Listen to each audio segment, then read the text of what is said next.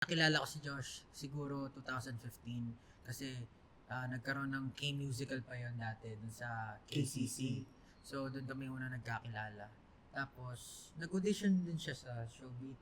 Tapos yun, simula nun, magkakalala kami. 9 years na kayo magkasama, my goodness. Tagal. Ako naman, 8 years. 1 year after lang. Kasi, di ba, nagkasama pa tayo nun sa dance group. Tapos, dun din si Josh. Ay, oo. Si Josh kasi parang, pag nakita mo siya, parang confident siya no? Naalala ko nga pag nung joke sa kanya dati, yung lakad niya.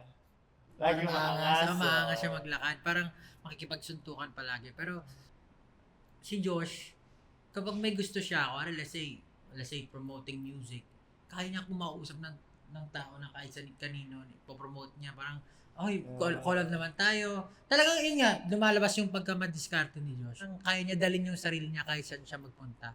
Hindi siya mahihiya. Very confident. Dun pa rin umiikot.